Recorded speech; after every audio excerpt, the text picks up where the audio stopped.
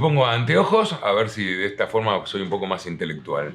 Pero seguimos presentándote a quienes van a estar dando esta charla. En este caso tiene que ver con un escenario ambiental que está siendo problemático y que la actual crisis de biodiversidad a nivel global está influyendo no solo a los humanos, sino también a casi todas las especies. Por eso hay que preguntarse qué podemos hacer para mejorar estos problemas de ambiente desde nuestra ciudad. Para eso, la doctora Silvana Fenoglio, investigadora del CONICET de la Universidad Nacional de Córdoba, nos propone hablar sobre el futuro de las ciudades, que seguro es verde.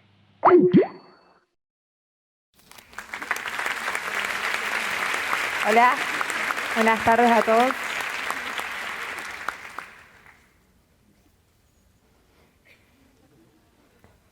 Imágenes como esta en el último tiempo se han hecho cada vez más frecuentes alrededor del mundo. No hay planeta B, no hay plan B. Esa frase está presente en cada uno de los reclamos que exigen un mayor compromiso por la protección del planeta. Ustedes se preguntarán, ¿son tan graves los problemas ambientales? Para eso tengo una simple respuesta. Sí, y muy. Actualmente nuestro planeta está afrontando una de las peores crisis climáticas y de biodiversidad. El cambio climático global no es un problema del futuro, es un problema que tenemos hoy. El calentamiento global sigue aumentando. La temperatura promedio del planeta ha aumentado ya 1 grado en comparación a los niveles preindustriales. Y las causas de eso, principalmente, son las emisiones de gases de efecto invernadero, que también están alcanzando niveles récords.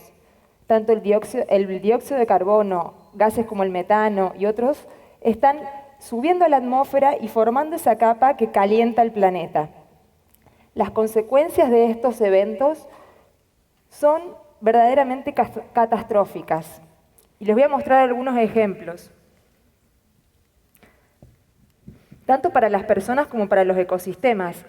El derretimiento de los hielos tiene graves impactos para la biodiversidad que habita esas zonas, pero también impone un riesgo para las ciudades que están en las costas. El nivel del mar va a aumentar, de hecho ya está aumentando. Los océanos se están calentando, se están acidificando y la productividad está disminuyendo. La probabilidad de eventos catastróficos es cada vez mayor, ¿sí? Las olas de calor, la desertificación, las sequías intensas están a la orden del día y si seguimos por este camino, el panorama no es bueno. Los incendios forestales es otro ejemplo de este tipo de eventos que cada vez se están intensificando más y más. Los científicos estiman que para el año 2030 la temperatura no debería subir de 1,5 grados, ¿sí? Pero para eso necesitamos que las emisiones de dióxido de carbono disminuyan en un 45%. Y para el año 2050 no se deberían usar más combustibles fósiles. Bastante difícil, ¿no? Pero el panorama es aún peor, ¿sí? ¿Por qué? Porque el cambio climático global es solo la punta del iceberg.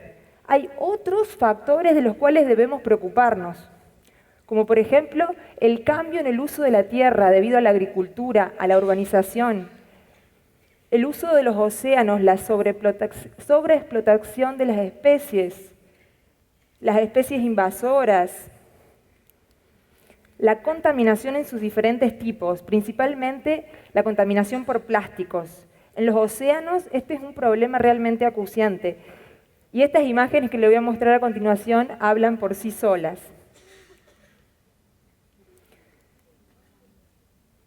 El último informe, realizado por científicos de más de 50 países y que reúne alrededor de 13.000 referencias científicas bibliográficas, sostiene que la biodiversidad a nivel global está disminuyendo drásticamente.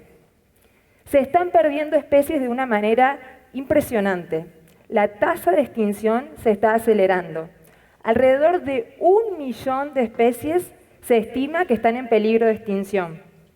Y eso compromete no solo la salud de los ecosistemas, sino también a nosotros, a las personas, porque nosotros dependemos de esos ecosistemas, dependemos de la naturaleza, porque la naturaleza nos brinda numerosos bienes y servicios de manera gratuita. Bienes como, por ejemplo, de regulación, culturales, de aprovisionamiento.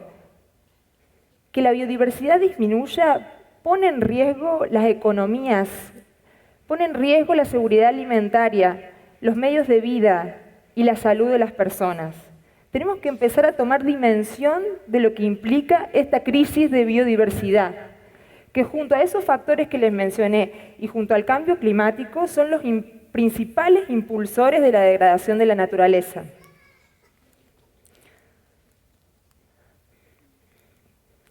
Yo estudio los insectos.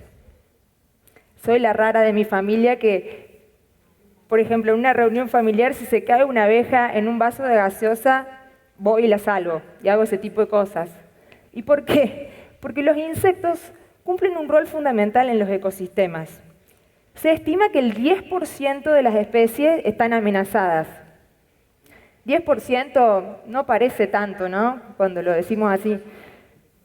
Pero déjenme contarles que del total de especies descritas en el planeta, tanto plantas como animales, el 50%, o más del 50%, un poquito más, son insectos.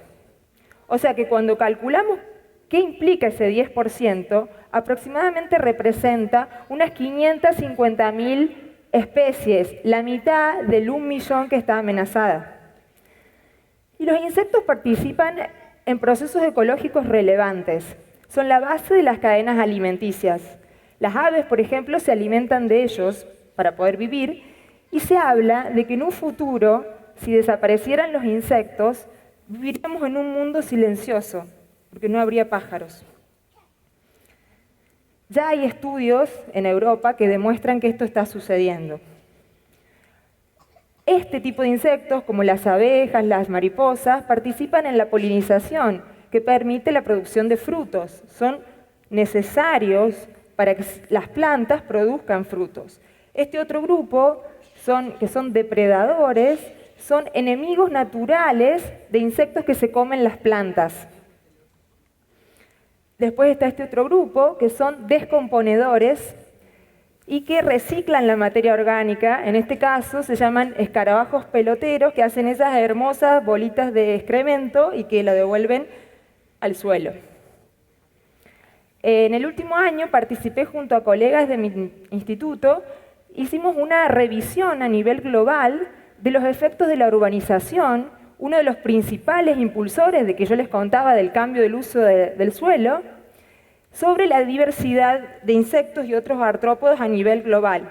Y encontramos que a mayor nivel de urbanización había menor diversidad y abundancia de especies, ¿sí? Principalmente los grupos más sensibles fueron los escarabajos y las mariposas. Los ambientes urbanos, las ciudades, qué ambientes que son tan complejos, porque aquí el paisaje natural ha cambiado completamente porque ha sido reemplazado por superficies inertes como el cemento y el asfalto. Las temperaturas de las ciudades generalmente son más elevadas que en la periferia, tenemos distinta presencia de contaminantes. Las ciudades aportan el 70% del dióxido de carbono que se emite a la atmósfera. Como ven en esta imagen, hay puras sombrillas, pero faltan árboles, ¿no? Las ciudades necesitan más verde. ¿Por qué? Los espacios verdes urbanos tienen el potencial enorme de mitigar el cambio climático, de reducir la contaminación y de crear espacios para conservar la biodiversidad. En este sentido, con mi grupo de investigación hace un par de años, empezamos a estudiar uno de estos tipos de espacios verdes en las ciudades, que son los techos verdes o techos vivos, como le llaman. ¿Qué implica? Un techo regular de una vivienda o un edificio se transforma en una cubierta vegetal. Es una innovación tecnológica que en otras ciudades del mundo se usa mucho y que en Argentina está empezando a crecer. Tiene múltiples beneficios, no solo para la vivienda, sino para la ciudad, pero no había tantos estudios, y menos aún en Latinoamérica, en relación a si realmente podían proveer hábitat para distintas especies de insectos y otros artrópodos. Nosotros iniciamos un estudio en 30 techos verdes de la provincia de Córdoba. Este techo es de Suiza, no es de aquí. Estos sí son techos de Córdoba. Hicimos estudios sobre la fauna que habitaba esos techos y encontramos que estos techos realmente estaban funcionando como verdaderos pequeños ecosistemas. Encontramos distintos grupos de insectos cumpliendo diferentes funciones. Polinizadores, estas pequeñas mosquitas cuyos estados inmaduros depredan a otros insectos, estas microavispas que también son consideradas enemigos naturales porque matan naturalmente a insectos que se comen las plantas, parasitoides se llaman. Y voy a usar esta gráfica del humorista Guillermo Mordillo, que fue un adelantado para su época, porque ya en la década del 70 y 80 hacía este tipo de dibujos, pero bueno, bajo mi perspectiva de ecóloga voy a hacer lo que no se debería hacer, ¿no? Porque no es la idea tener techos verdes que sean un monocultivo de césped. Lo que nosotros encontramos es que aquellos techos que tuvieron una mayor biodiversidad de plantas también tuvieron una mayor biodiversidad de insectos benéficos, especialmente estos que les contaba recién, enemigos naturales. Y otro resultado que observamos es que esta idea de techos aislados, rodeados por una matriz de cemento, no es lo ideal, porque los techos que estuvieron rodeados a nivel de paisaje por una mayor proporción de verde, también tuvieron una mayor diversidad de esos insectos benéficos. Actualmente estamos llevando a cabo en la ciudad de Córdoba un experimento en 30 viviendas, gracias al apoyo de National Geographic, donde estamos comparando el efecto de uso de plantas nativas versus plantas exóticas en la diversidad de insectos y otros artrópodos, con la idea de el día de mañana proveer herramientas, ¿sí?, para el diseño de techos biodiversos y así el desarrollo de ciudades sostenibles. Como resultado preliminar, les puedo contar que hasta el momento encontramos más de 9.000 individuos de distintos grupos taxonómicos, de distintos grupos que estaban ejerciendo distintas funciones y que hubo mayor abundancia en las plantas nativas, tal como esperábamos.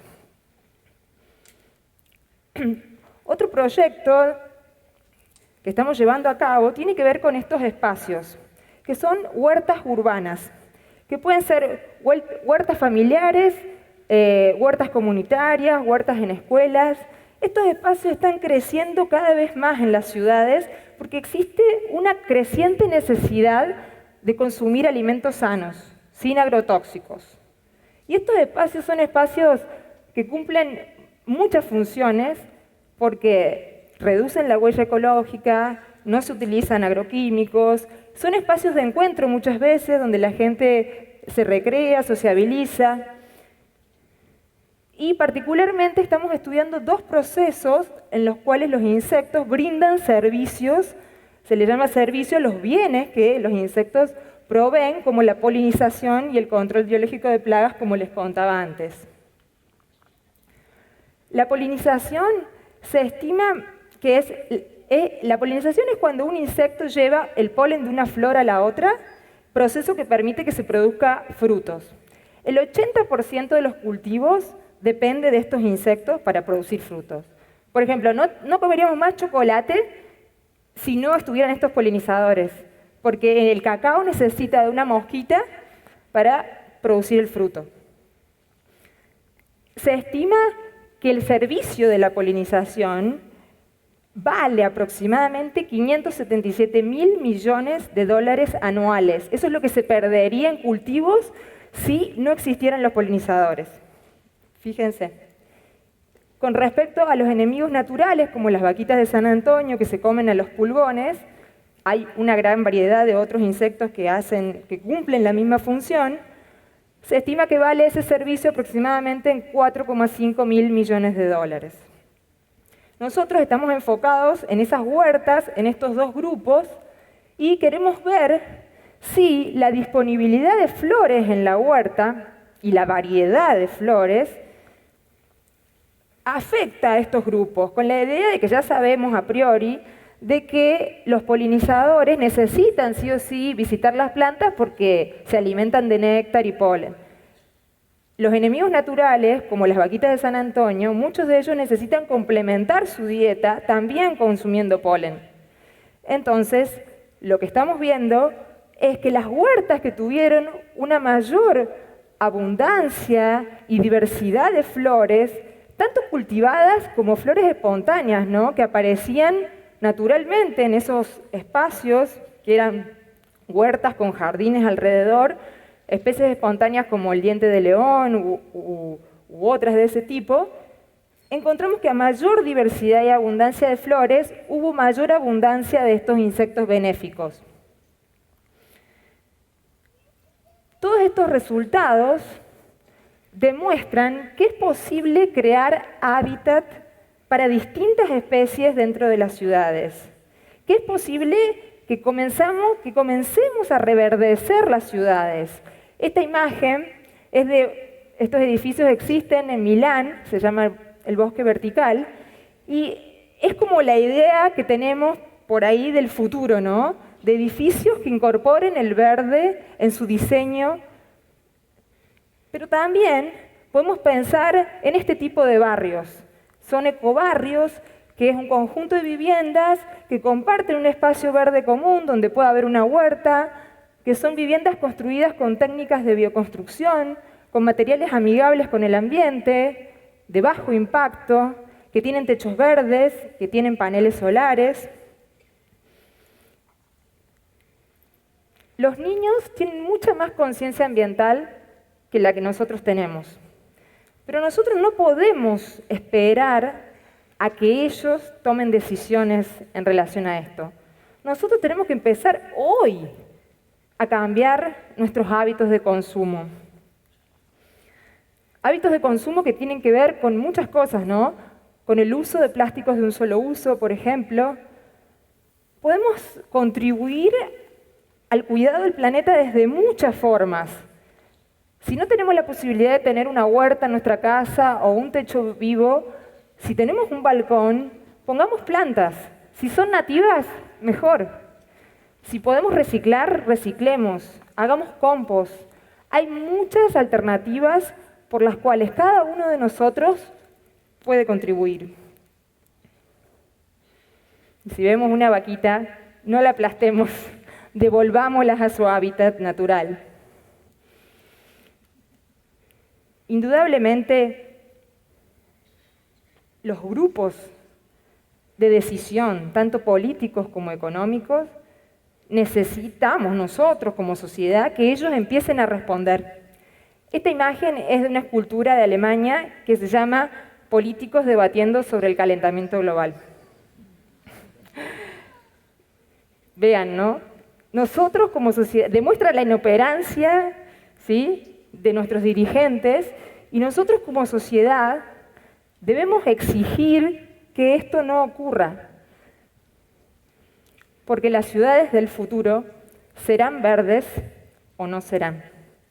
Muchas gracias.